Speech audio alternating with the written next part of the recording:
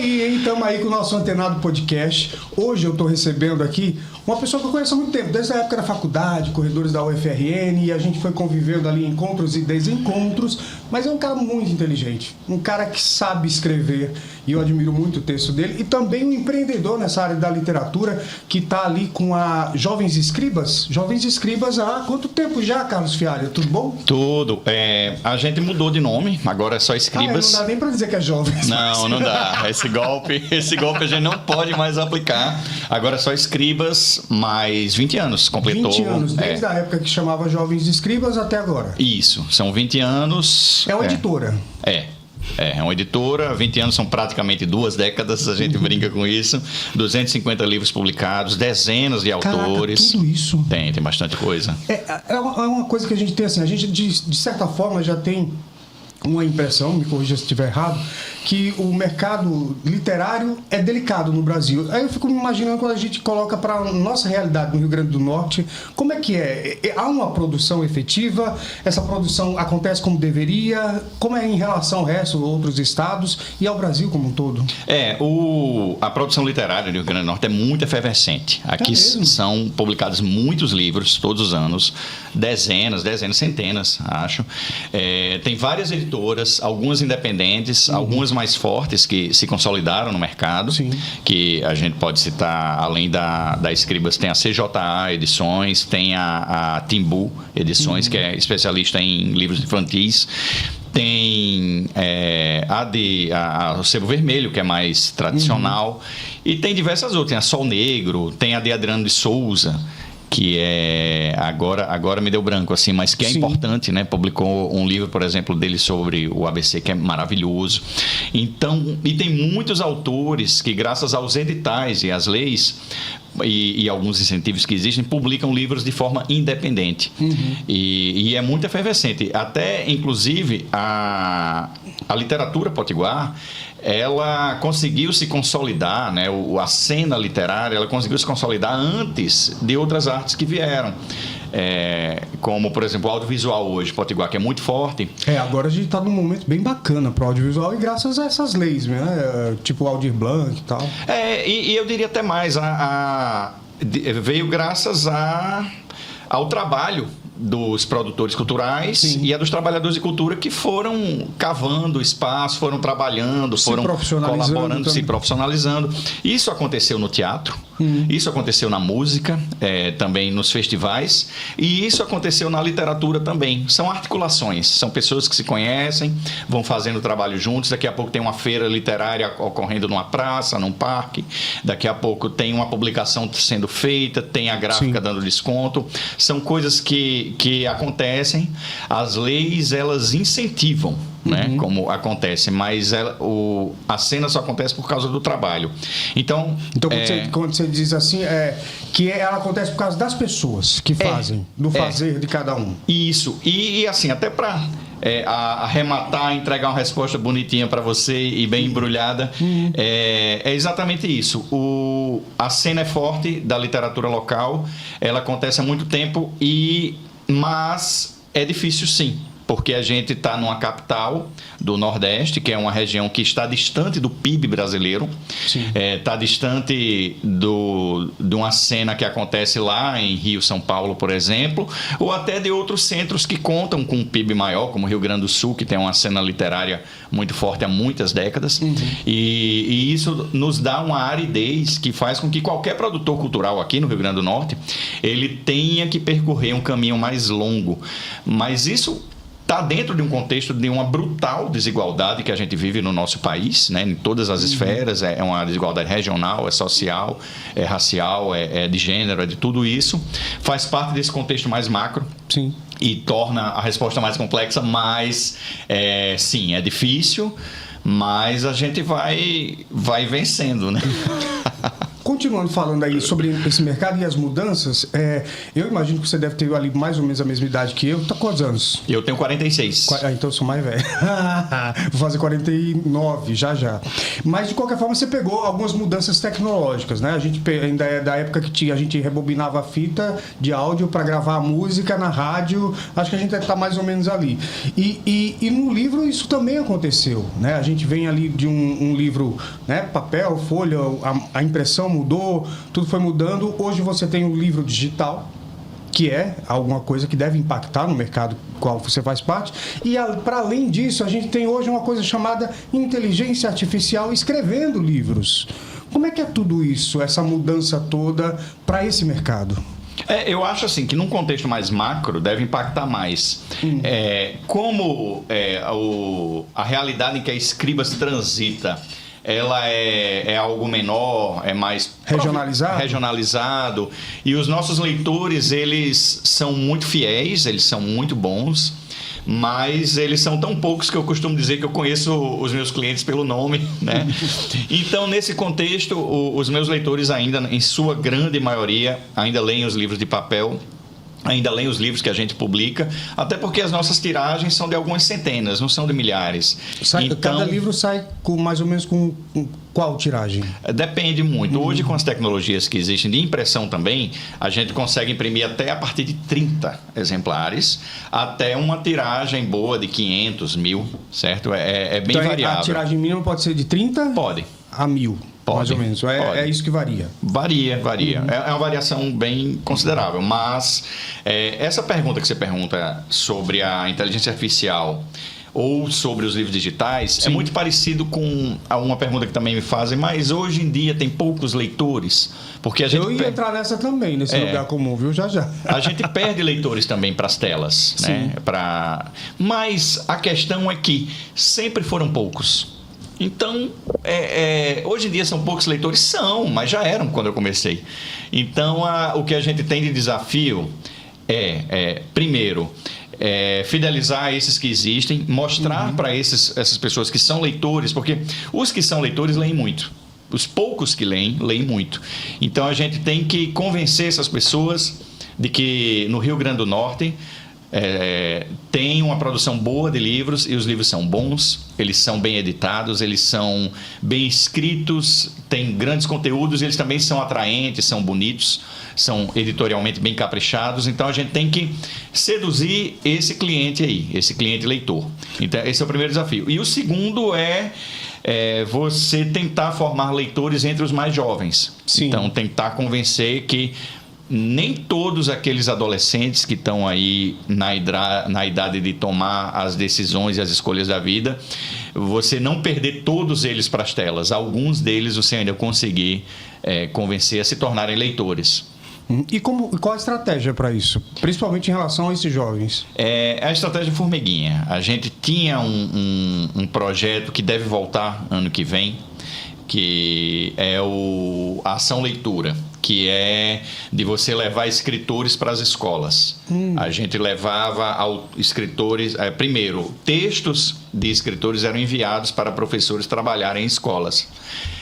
Segundo... Eu vi isso acontecer eu ainda chamo Etferne, mas eu vi isso acontecer na sala de aula.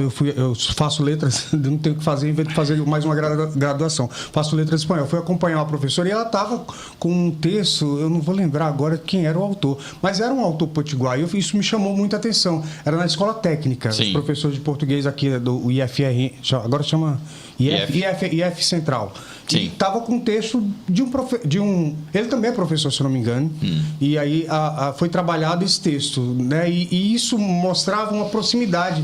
E depois, 2 semanas depois, o autor foi na turma. Eu achei isso fantástico. Isso, exatamente. Essa ação simples que você vivenciou em sala de aula e que a gente tenta fazer em escolas de ensino médio, aqui em Natal, a maioria delas estaduais, mas de qualquer particulares também a gente faz, e municipais também, tem um poder muito grande de convencimento para esses leitores, esses eventuais possíveis leitores.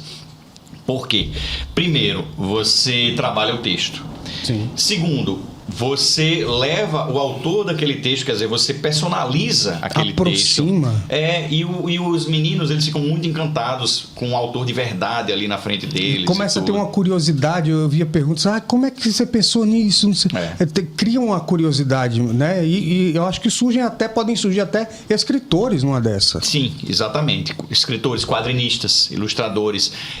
Toda sala de aula tem pelo menos um ou dois. Você pega um universo de 50, vamos dizer, 40 ali não são nem leitores, 5 talvez sejam leitores, daqueles 5 talvez um vire até escritor, sabe, ou escritora. E aí tem o terceiro passo, a terceira etapa é livros desse autor estarem disponíveis na biblioteca da escola. Então esse projeto nosso tem essas 3 etapas, que essa terceira etapa gera a leitura espontânea. Pronto, você já leu o texto, já foi trabalhado em sala de aula, você já conheceu o autor pessoalmente, agora você, se quiser, pode ler o texto dele, pode ler o livro dele, porque está na biblioteca de graça para você ler. E isso é muito bom porque é uma coisa que eu falo nas palestras. E outra coisa, eu dou palestras espontâneas em escolas de Natal também e voluntárias. Quer dizer que sobre se alguém quiser, pode chamar Fialho. Pode. Procura o que lá no Instagram? Qual é o Instagram? Pode, é Carlos HD Fialho. Carlos HD Fialho, está aparecendo aí. Nesse período agora, até outubro, eu vou atender as escolas estaduais, que é como aquecimento da Flicop, que é uma feira que atende as escolas estaduais. Essa semana, inclusive, eu tive foi qual? Foi a Lourdes Guilherme. Ontem eu tive lá. Mas eu vou em outras também, vou em várias outras. Mas a minha intenção esse ano é ir em 20. Porque aí 20 anos da Escrivas, 20 escolas estaduais, 20 palestras. Aí essas palestras espontâneas fazem parte desse esforço, mas a ação leitura é algo maior. É algo patrocinado, está inscrito na lista estadual, tá para ser aprovado lá. E aí ano que vem a gente capta. Eu lembrei o nome do escritor Capistrano. Pablo Capistrano. Isso, ele é professor também, né? Ele é professor lá do IF Central e é nosso autor. Pronto, maravilha. Ele é nosso autor. Pois foi ele. Pronto, essa sedução dos inocentes, né, que a gente costuma fazer. Sedução dos Inocentes, eu gostei. É o nome de um livro, que fala sobre a influência dos quadrinhos nos Estados Unidos. É um livro, inclusive, histórico e ruim, porque ele provocou a censura de histórias dos quadrinhos nos Estados Unidos. É uma longa história, mas enfim. Aí eu brinco com isso para tentar reverter. Mas eu digo, esse convencimento dos adolescentes para se tornarem leitores eu acho importante, porque eu acho que é o papel de uma pequena editora em contexto regional, assim como de um festival como o Festival do Sol ou o MADA e tudo. É você formar público dentro da sua cidade, seja para as bandas locais, seja para os autores e livros locais, e assim você torna a cena local forte. E acho que esse é o principal legado que a Escribas deixa nesses 20 anos, de você transformar natalenses em leitores de literatura potiguar. Bacana. Agora, eu queria saber um pouco também da sua história pessoal, né? Você conseguiu ali montar a editora, mas quando é que você disse assim, percebeu, eu sou um escritor, eu sei escrever? De onde veio esse estímulo para você? Quando eu já saí da faculdade, né, de jornalismo, na faculdade eu escrevia para os zines, né, para a Z Revista, que era de Caio Vitoriano, e também colaborava. Tinha uma galera da nossa época, não sei se você deve lembrar, Melissa Cirne, tinha Cacai. Sim, Cacai. Elas tinham umas entradas em alguns jornais adolescentes da cidade. E aí, na época, eu estava lendo muita crônica, eu lia muito livro do Luiz Fernando Veríssimo e me incentivava muito a escrever, tentar escrever textos divertidos, que provocassem nas pessoas sensações tão boas quanto aqueles textos que eu lia provocavam em mim. E aí eu comecei a colaborar com vários projetos de jornaizinhos da cidade, né? E aí, com o tempo, eu fui fazer a pós-graduação no Rio de Janeiro, em criação publicitária. E quando estava lá, eu comecei a mandar e-mails para as pessoas com crônicas. E uma crônica que viralizou nessa época foi uma crônica chamada Galado. Eu escrevi... Foi aí que começou tudo. Foi aí. Que é muito legal essa coisa do Galado, né? Hoje já virou marca, tá em camiseta. Isso. Meio que uma identidade quase da cidade. Né? Exato. Eu brinco com o Raoni da Sem Etiqueta que ele devia me pagar royalties, né? Porque a primeira camiseta dele que bombou foi exatamente Galado. do Galado. Mas, enfim, eu mandei eu mandava toda sexta por e-mail. E aí essa viralizou muito. E eu queria publicar para provar que era minha, porque perdeu-se a autoria, porque ela bombou tanto que as pessoas tipo, foram você mandava para pessoas por e-mail e elas ficavam repassando. Ah, interessante. Aí repassavam. Nesse repasse... Quem fez? Aí eu queria registrar. E como nenhum jornal queria publicar, porque era um palavrão, né, na época... A sociedade era mais conservadora ainda do que é hoje. Então eu fiz, quer saber? Se ninguém vai publicar, eu mesmo vou. E foi assim que eu decidi publicar meu primeiro livro. Foi por causa dessa crônica. Quando eu estava... O primeiro livro foi... O Verão Veraneio. O Verão Veraneio. Sendo que quando eu estava... Que é também outra coisa bem nossa, né? Essa história do veraneio. Isso. Só tem aqui, que o povo vai para casa de praia pro veraneio. O Pablo Capistrano, que você citou agora, ele tem uma frase sobre isso, que é: o natalense, ele só vai à praia uma vez por ano, mas também vai em dezembro e volta em março. É bem isso mesmo. E aí, quando eu estava no processo de preparação desse livro, uma pessoa me encontrou na rua e falou: que legal, você vai publicar livro, porque não existem escritores jovens aqui no estado. Aí eu comecei a pesquisar. Realmente, na época não existiam. Eram pouquíssimos, porque a tecnologia da época não permitia publicar livros de uma forma mais barata e tudo. Então, eu procurei me informar na época, estavam sendo lançados as leis de incentivo. E aí eu pesquisei autores da minha geração que estavam escrevendo e que nunca tinham publicado, e assim nasceu um grupo que publicou a primeira coleção de livros. A gente decidiu criar uma marca única para chancelar os nossos livros. Assim nasceu a Jovens Escribas como um coletivo de escritores. E aí a história do meu primeiro livro se confunde também com a história do surgimento da Jovens Escribas, porque a gente se juntou ali naquele coletivo e lançou a primeira coleção, e aí tudo aconteceu depois disso. Tem algum livro que você tenha lido que, caramba, esse livro mudou a minha vida, de alguma forma mexeu muito comigo? Se tivesse que escolher uma obra. Certo. Nessa época que eu tinha 20 e pouquinhos anos e estava começando a editora, eu era um jovem profissional que... Enfim. Porque você começou na comunicação, mas foi ali para publicidade, né? Eu estava na publicidade, eu trabalhava numa agência, mas tinha muito tempo livre, né? Porque não era pai, não tinha tantas responsabilidades e tudo, morava com a mãe.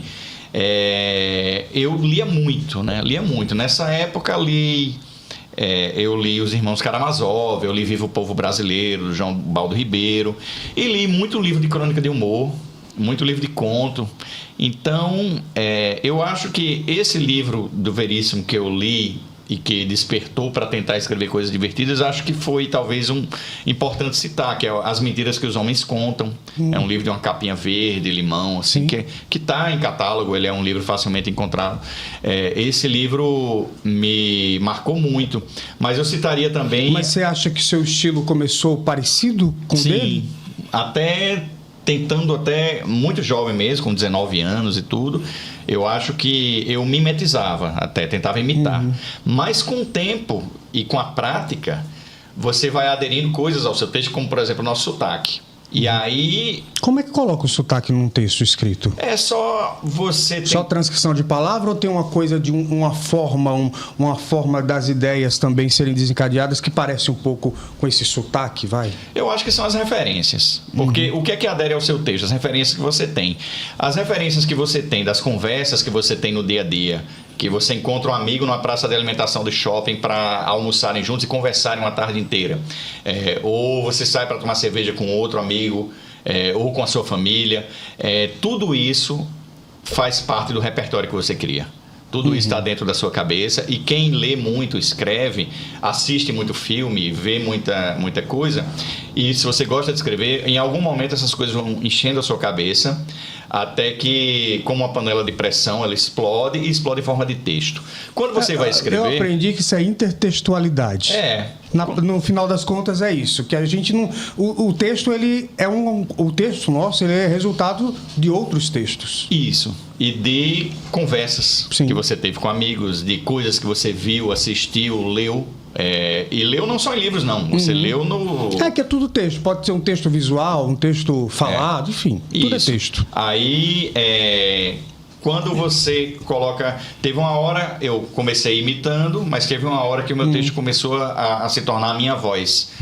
E até quando isso aconteceu, tava lá muita coisa minha. Tava lá o meu sotaque, as minhas referências, há uma palavra que você usa. Quando você escreve um texto como o Galado, por exemplo, ou quando você decide escrever sobre a cultura potiguar do veraneio, você está colocando sotaque no texto, porque são referências suas.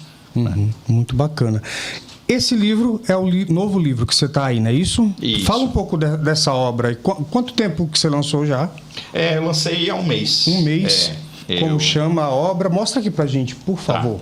Ele chama Cidadãos de Bens. Ele é um livro que ele fala sobre... ele se passa todo num condomínio fechado de casas de classe média, um condomínio chamado Condomínio Residencial Beverly Hills. E é um condomínio onde pessoas de classe média brasileira convivem e cometem deslizes, erros, como muitas vezes a gente vê na classe média brasileira. Então, é bem atual. É bem atual. Por exemplo, tem tem misoginia, tem racismo, tem preconceitos os mais diversos, tem tem muita questão... Tem a questão religiosa? Religião até menos religião. Porque quando você fala cidadão de bens, eu também enxergo cidadão de bem, que a gente está tanto nessa discussão. A brincadeira é essa. Né? Sou um cidadão de bem, mas faz cada besteira o cidadão de bem, né? Isso. A brincadeira aqui é tentar pegar esse contexto social mais pesado, mais denso, e trazer a leveza através da crônica de humor. Então, por exemplo, uma das crônicas do livro, ele é um chá revelação de classe social. Que aí, quando tem o chá revelação, você acha... Eu crio toda uma situação para você achar que é o sexo de bebê que está sendo revelado, mas aí no final é um chá revelação de classe social, o cara descobre que ele não é rico, ele é pobre, que a casa é financiada, o cartão é dele, é do banco e tal. Aí tem uma brincadeira. Quando isso acontece, todos os amigos que estão na festa somem, vão embora com medo de pegar dinheiro emprestado. Aí tem um episódio de um morador do condomínio que ele comete um ato de racismo grave contra um funcionário, é uma confusão, aí você explora como essa pessoa não se percebe como alguém que cometeu um ato grave. Tem um outro caso... Aquela história, né? Eu gosto de pessoas pretas. Tem uma que trabalha aqui em casa, né? Exatamente esse tipo de situação. E aí tem, por exemplo, eles vão organizar o Dia da Mulher do condomínio. Quando eles vão fazer isso... É um texto em que eu, de propósito, eu fiz com que toda vez que uma mulher tenta falar alguma coisa, ela é interrompida. Ou então, a comissão organizadora é toda formada por homens, todos que discursam no dia são homens, sabe? Aí tem essas questões, você pega e transforma em situações ridículas que provocam mais riso, reflexão também. Mas aí tem a eleição de síndico do condomínio, que é maior confusão. E aí quem perde não aceita o resultado, faz um acampamento na frente do candidato que ganhou. Enfim, eu vou explorando. Eu acho que eu já vi esse filme, quer dizer, esse livro. Algumas são mais leves, eu brinco assim. Tem uma que eu faço um campeonato de beach tênis. E tal, aí do condomínio, essas brincadeiras. E quem quiser adquirir o livro, como é que faz, Fialho? Ele já está em algumas livrarias da cidade de Natal, né? Sim. Que é na cooperativa da UFRN, na Nobel do Pra-Shopping e na Cave, que é no Shopping Cidade Verde, mas ele também está no site da Escribas, que é loja.escribaseditora.com.br, certo? Bacana. Aí, inclusive, não paga frete, manda para todo mundo. A gente lançou, ele também vai estar em feiras que a Escribas esteja presente, vai estar na Flick, na Flicop, diversas outras feiras que vão ocorrer até o fim do ano. E é um livro que a gente lançou mês passado e vendeu bastante, né? Que bacana. Que bom. E esse é o seu livro, que número? 14. 14. Desde o início até agora, 14 livros. Qual é a sua periodicidade? Como é que é a sua produção? Porque você tem que cuidar ali da editora, mas você também é escritor. Como é que é a sua lida diária? Tipo, você demora quanto tempo para fazer um livro? Ou você nem vai fazendo? Eu vou escrevendo. Esse aqui, como foi um livro, ele é fruto muito da situação política que a gente viveu no país. Sim. Viveu ou vive? Nessa situação pode ser.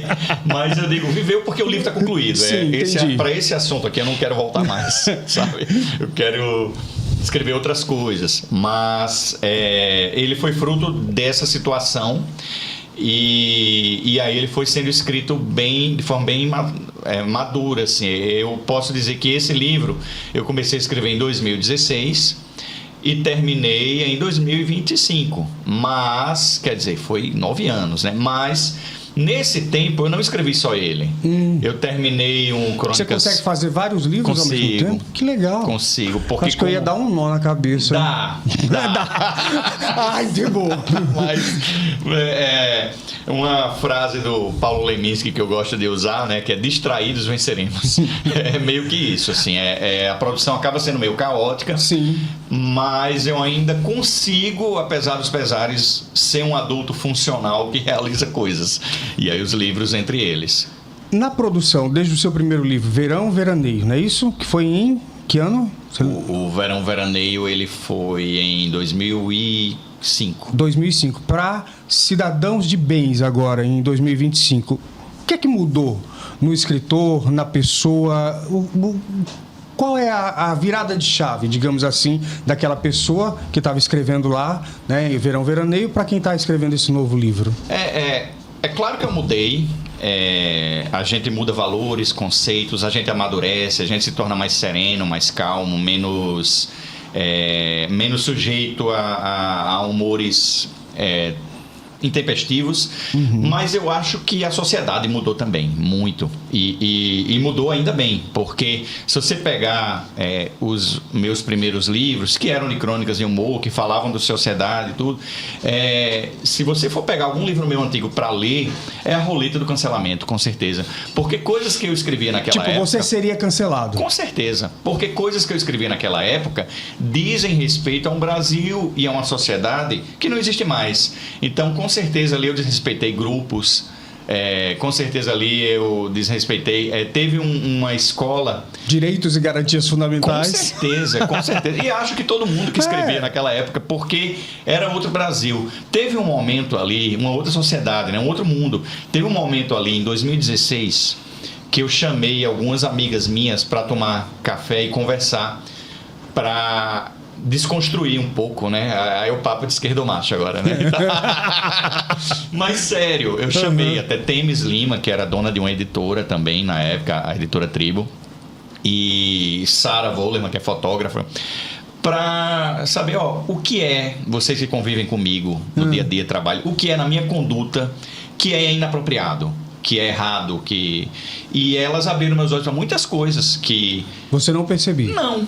E a partir dali eu acho que foi uma virada de chave da pessoa física, né? E nos escritos você vai amadurecendo e vai tomando mais cuidado para não desrespeitar pessoas. E ainda assim você consegue... eu fico muito intrigado.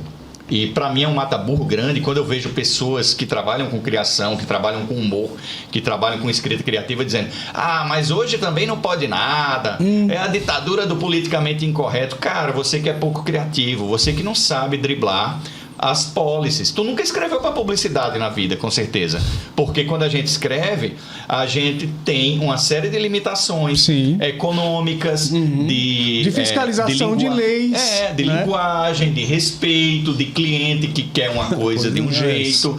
E você tem que conciliar tudo aquilo. E ainda no final ser criativo, ou pelo menos ser mais criativo que o seu concorrente. Verdade. E acho que faz parte do desafio de quem escreve criativamente, driblar a evolução da sociedade também. Se você não pode ser mais desrespeitoso com uma minoria social, ainda bem. E você tem a obrigação, se você quiser escrever e quiser que o seu texto seja engraçado, você tem a obrigação de ser engraçado apesar disso, sem desrespeitar ninguém. Boa. E é assim que eu acho. Sabe? Muito bom, muito bom. Tem uma questão que você falou agora de esquerdomacho, eu lembrei. Você é um cara progressista, né? Sou. De uma corrente progressista, mas você também é publicitário e fez muitas campanhas políticas, como redator, enfim. E já fez de Fátima, já fez de Álvaro Dias, já fez de Paulinho Freire. Como é que é lidar, por exemplo, com essas dicotomias aí, quando você, como uma pessoa progressista, acaba tendo que fazer uma campanha de um candidato mais conservador? existe muito a análise do discurso, né, que a gente estudou na faculdade, e existe muito também quando você escreve um texto para algo que você quer divulgar, que você quer vender, todas essas personas, todas essas pessoas que você falou aí, elas têm seus méritos, ela tem seus deméritos e ela tem suas virtudes e também seus defeitos. E eu acho que a primeira coisa é você ter uma autocrítica ou uma consciência muito grande de que você também é uma pessoa falha, né? E que você também tem qualidades e defeitos. Então, se eu sou um cara tão cheio de defeitos, por que eu vou ser tão impiedoso com algumas pessoas e tal? Tem alguns candidatos que eu não faço, não vou citar ninguém, mas assim, eu não gosto... Ou seja, não vale tudo. Tem agora com a novela não vale tudo por dinheiro. Não, tem algum perfil de candidatura que está muito distante dos meus valores, assim, uma coisa... Por exemplo, sei lá, posso até dizer, militar, neopentecostal, eu não gostaria de fazer, tá? Mas esses candidatos que você citou aí, que são candidatos que transitam, que às vezes até conversam entre si, que às vezes, dependendo da conjuntura, e a gente sabe como podem estar no mesmo lado. Um dia, sim. Já estiveram, inclusive. Muitos deles, não todos, mas alguns sim. Sim. E aí, uma coisa que eu faço, a primeira coisa é essa, essas pessoas têm qualidades e defeitos e cabe a mim, que fui contratado para fazer por uma empresa, para fazer a campanha de um deles, escrever sobre as qualidades, e quem vai estar fazendo a campanha para o meu adversário vai escrever sobre os defeitos. Eu sou muito pragmático com o texto publicitário e com o texto de marketing político, né? Eu tive a oportunidade de trabalhar com grandes marqueteiros, já trabalhei com Arthur Arruda, já trabalhei com Bruno Oliveira e já trabalhei com Alexandre Macedo, para citar 3 grandes assim do mercado local. São bem significativos no nosso mercado. E assim... tive a oportunidade de fazer essas campanhas que você falou aí, e o meu texto ele segue muito uma linha de estratégia mesmo. Vamos divulgar, por exemplo, esse candidato aqui, ele é um candidato da situação. Então vamos divulgar o que foi bem feito na situação e tudo, e isso é feito como parte de uma equipe de redatores que eu faço e etc. O que acontece é que... Mas sempre foi... Hoje eu penso que talvez o tempo também tenha te ajudado nisso. Mas lá atrás, tinha essa mesma facilidade, ou você conseguia enxergar coisas do tipo, isso eu não consigo fazer porque eu não acredito nisso, pela sua ideologia? Não, eu acho que desde cedo eu fiz muito. Eu tive esse discernimento de fazer, porque eu trabalhava na Arte C, que era muito ligada na época a um grupo político lá de Mossoró que era do DEM, né? E aí Rosado? E eu fazia campanha. Eu fiz a campanha de Rosalba, por exemplo, 2010, né? E aí Zé Agripino também. Sim. Eu fiz essas campanhas. Como fiz o de Fátima. Em 2022 eu fiz Natália Bonavides, eu fiz Fátima. Mas também fiz João Maia, né? Fiz Adilto Dias. Enfim, eu estava muito necessitado. Então, de PT a PL... o que vier, tá valendo. Porque tem uma coisa que eu brinco nas palestras, que é o seguinte: a vida adulta nos ensina que não importa o quanto a gente lute, os boletos sempre vencem.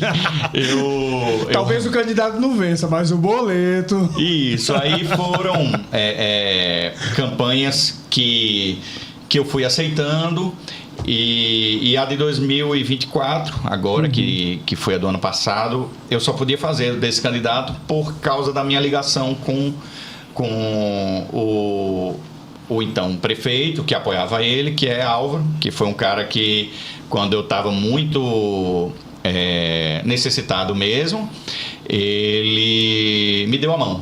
E aí Quando você fala necessitado, questão financeira? Questão financeira, pessoal. Eu estava...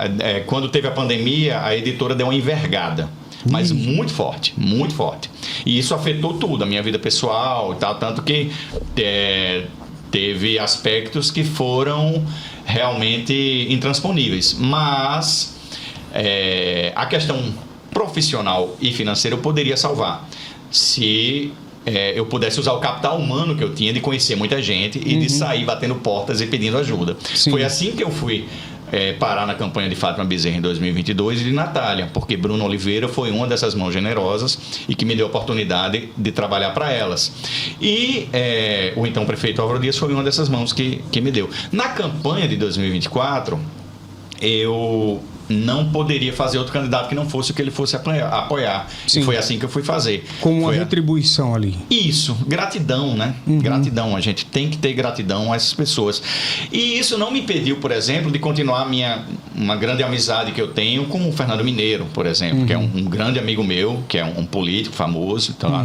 E também é outro a quem eu tenho muita gratidão. Foi outro que também me deu a mão em momentos diversos, inclusive agora nos 20 anos da Escribas. Mas é isso, eu precisei transitar bastante por causa dessa questão profissional mesmo. E estamos aí. Não sei como vai ser em 2026, mas também não gostaria de pensar nisso agora não. Tem muita coisa literária para cuidar antes disso. Vai ter um festival também, né? Um festival literário que você está organizando, é isso? Vai ter... esse ano eu vou participar da Flicop. O que é Flicop? Flicop é uma feira da cooperativa da UFRN, sim. Mas que desde o ano passado, por causa de uma articulação que a gente teve junto à governadora Fátima Bezerra e junto à secretária de Educação, Socorro Batista, ele é um evento subsidiado pelo governo através de um programa chamado RN Literário, que faz com que as escolas estaduais elas adquiram livros para equipar as bibliotecas públicas, né? As bibliotecas, é muito bom. E 40% desses livros tem que ser de livros editados aqui no Rio Grande do Norte, né? Pelas editoras locais. Excelente, ajuda a galera a conhecer os livros e ajuda o mercado. Exatamente. E aí esse festival vai ser de 7 a 11 de outubro lá na UERN. Ele é aberto ao público, ele é gratuito. É um evento também que a gente está levando, né, lá para a zona norte da cidade, né, que é uma área em que demograficamente ocorrem menos eventos culturais. Então...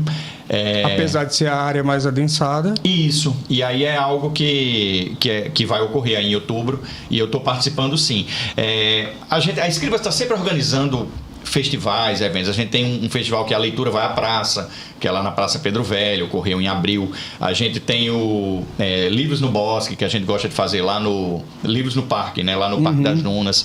A gente está sempre inventando moda como desculpa para montar um standzinho e vender uns livrinhos. Coisa boa. E aí, atualmente, acho que o grande evento que a gente vai participar, e que não é só nosso, é da cooperativa da UFRN, da CJA, de uma série de pessoas que se organizaram para utilizar de forma justa esses recursos, a gente está participando sim.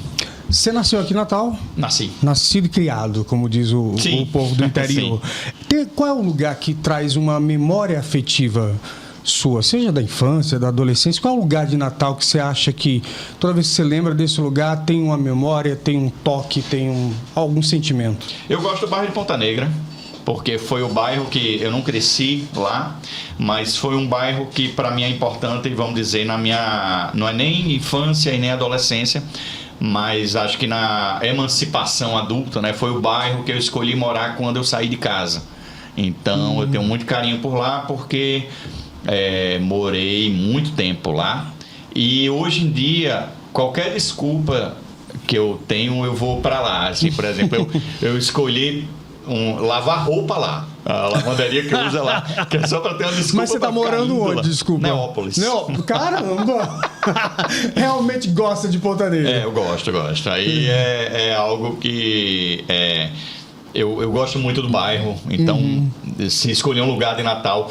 De infância, eu acho que a Praia de Pirangi, porque é algo que eu ligo muito à minha mãe, né? E exatamente por isso eu evito ir lá, porque é uma memória dolorosa para mim, mas tenho ido lá com meus filhos vez em quando para a gente tomar um banho. Tenho um casal, Isabela e Antônio. E aí como é que tem sido a vida do pai escritor? O pai já escreveu sobre os filhos? Já escrevi. Eu imagino que sim. Já. Tem quando a minha filha completou 4 anos, eu escrevi uma crônica que era o meu primeiro mandato, que era pedindo a renovação por mais 4 anos, tá brincando, né, com aquela coisa política. Sim. Escrevo, de vez em quando eu escrevo. Como a gente escreve a crônica a gente escreve sobre vida, aí os filhos são um tema recorrente. E eles gostam de ler? Eles leem o que você escreve? Ainda não. Bela, ela tá lendo o Diário de um Banana, né?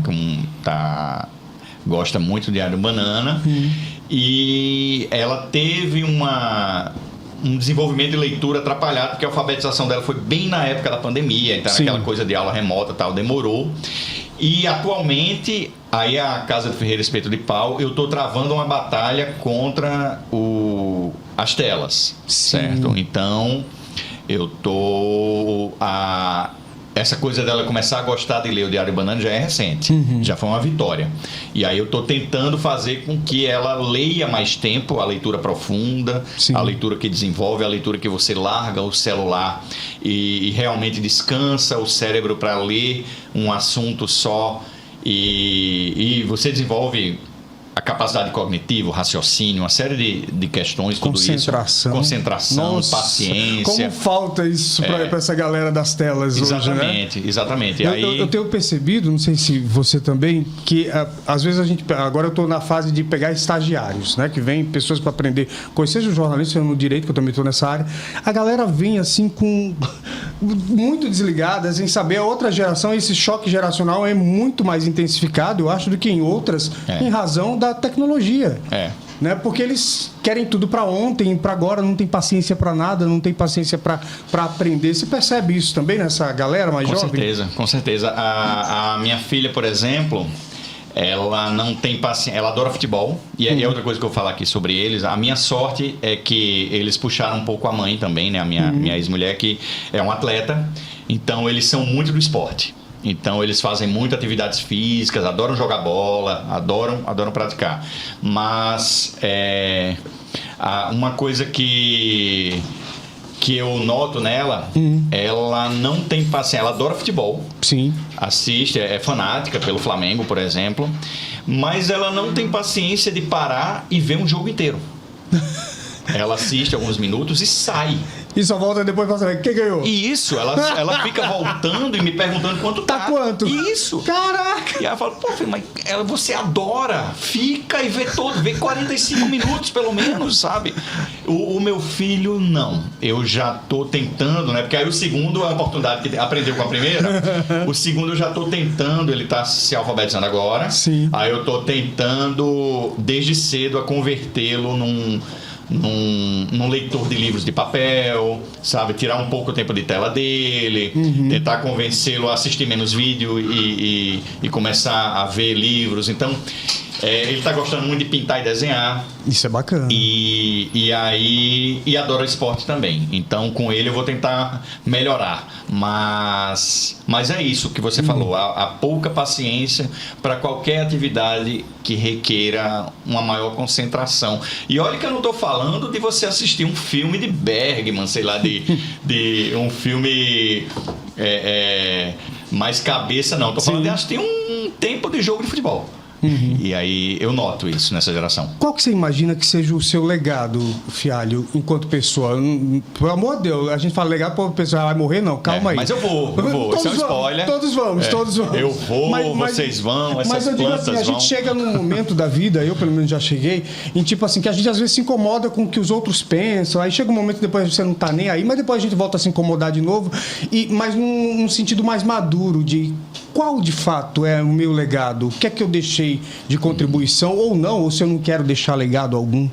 Eu acho que sim, eu acho que o trabalho nessa área cultural que eu desenvolvi, e não digo nem com as coisas que eu escrevi não, mas com os livros de outras pessoas que eu ajudei a viabilizar. Eu acho que esse pode ser um legado importante, mas mais do que isso, sabe? Teve algo que, quando você perguntou algumas vezes sobre mudanças, sobre viradas de chave, eu acho que o maior legado que eu deixei foi mais pessoal. Foi ter sido gentil, ter sido bondoso com a maior parte das pessoas que eu convivi e com as que eu ainda vou conviver, hein? Então, eu vou morrer, mas não tenho pressa. Eu acho que esse legado de gentileza ele é maior, porque aí é uma coisa que eu vi meus pais terem isso a vida toda, até o fim da vida deles. Os meus pais foram pessoas muito queridas. Porque onde quer que eles transitaram e trabalharam e se divertiram e frequentaram, eles eram boas pessoas com as pessoas com quem eles conviviam. E essas pessoas tinham saudades deles, lembravam da convivência com carinho e tudo. E esse foi um legado que eles levaram. Eu acho que esse legado que eu herdei deles, de tentar ser alguém bondoso mesmo, né? Uma pessoa gente boa, gente boa, eu acho que ele é maior até do que o legado profissional cultural. Mas o legado profissional cultural eu acho importante. Eu acho essa coisa de eu ter publicado esses livros todos, eu ter feito, eu não, né? Nós, né, da Escrivas, termos feito esses eventos todos, termos furado a bolha de... A Escrivas, ela é conhecida por muita gente fora do estado. Sim. A gente publicou autores de fora do estado. Se você pega gente famosa na cena cultural do Brasil, pode até não conhecer, nunca ter lido um livro, mas sabe da existência. Sim. Eu acho isso importante, eu acho. Muito bacana. Queria te agradecer imensamente por você ter vindo aqui, ter aceito o convite. Eu já tive uns trelelê com esse rapaz lá atrás, mas também, de novo, o tempo nos ajudou bastante. E eu acho que isso que é o principal sinal de maturidade, né? De você entender que o outro é diferente, que você deve aprender a respeitar, que você deve aprender a conviver e superar essas questões, porque a gente vai mudando, né? Graças a Deus. Quando eu escrevia crônica para jornal e para portais... Você pegava os cacetes com o povo. Pegava e era iniciativa minha. Eu provocava, porque eu achava na época que um comportamento ou uma opinião com a qual não concordava...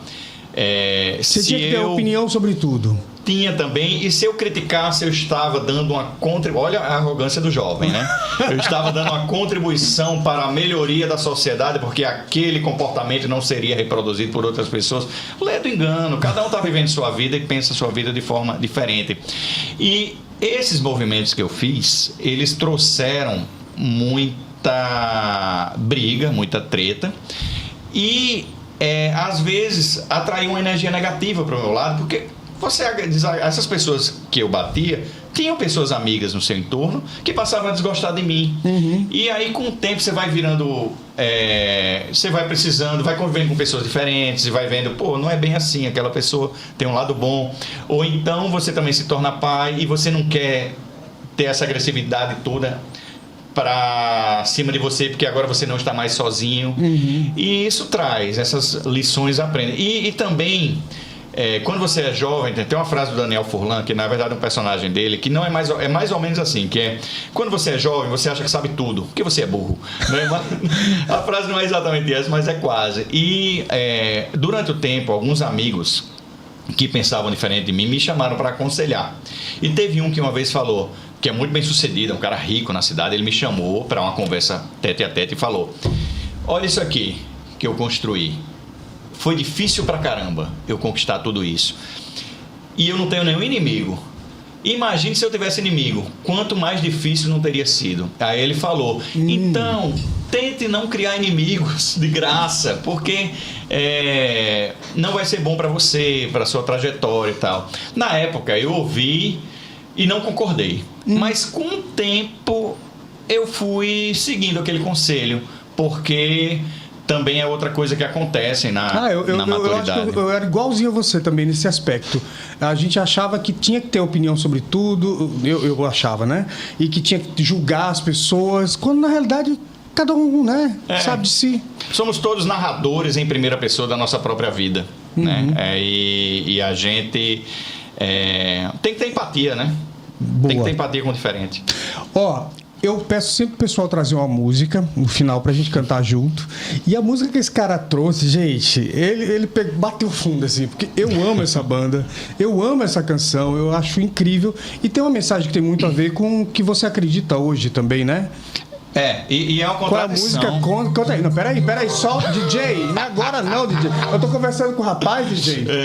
É uma contradição eu escolher essa música depois de ter falado pelos cotovelos aqui hoje, mas é Enjoy the Silence, né, do Depeche Mode, que é uma música que tem a ver mesmo com essa coisa do... Eu sempre valorizei muito o silêncio, eu sempre tive muitas amizades com amigos muito próximos que são pessoas mais introspectivas e eu sempre tive uma compreensão muito grande. Comigo, os momentos de silêncio não são constrangedores, eles são naturais, acontecem. Eu sou um cara que, apesar de gostar muito de conversar, tenho momentos de ficar quieto, de ficar na minha, de ler, de ficar... De ouvir. Ouvir. Né? Eu ouço bastante. Eu sou um bom ouvinte. Sou um bom ouvinte. Então vamos cantar Enjoy the Silence. Ai, meu Deus. Solta o som, DJ. Ah, eu tava no blackout. Máquinas na Pista, Cecília Meira cantando. Gosto muito. Anos 80, né?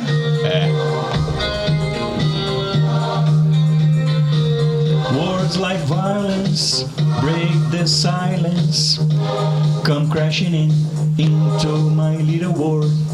Painful to me, please strike through me. Can't you understand? Oh, my little girl. Whatever I wanted, whatever I needed is here in my arms. Words are very